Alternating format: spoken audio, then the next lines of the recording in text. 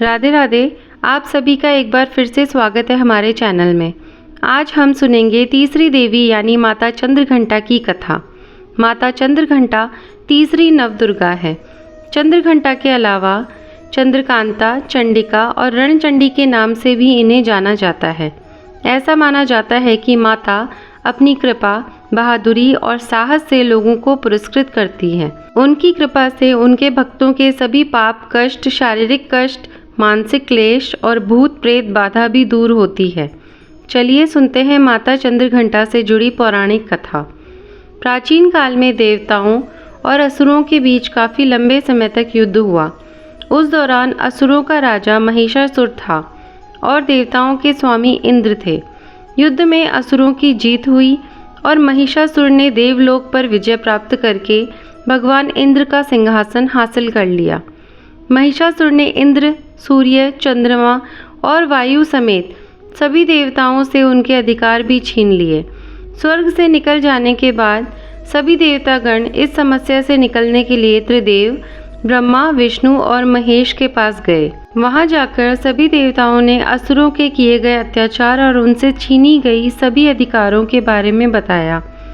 देवताओं ने त्रिदेव को बताया कि महिषासुर के अत्याचार के कारण स्वर्गलोक तथा पृथ्वीलोक पर भी विचरण करना असंभव हो गया है। यह सुनकर भगवान ब्रह्मा, विष्णु, महेश अत्यंत क्रोधित हो उठे। क्रोधित होने पर उन तीनों भगवानों के मुख से एक ऊर्जा उत्पन्न हुई। वह ऊर्जा जाकर देवताओं के शरीर से निकली ऊर्जा से मिल गई। यह ऊर्जा 10 दिशाओं में व्याप्त होने लगी। तभी वहाँ एक कन्या उत्पन्न हुई। तब भगवान शंकर ने देवी को अपना त्रिशूल भेंट किया। भगवान विष्णु ने उन्हें चक्र प्रदान किया। इसी तरह सभी देवताओं ने माता को अस्त्र और शस्त्र देकर सजा दिया। इंद्र ने भी अपना वज्र और ऐरावत हाथी माता को भेंट किया।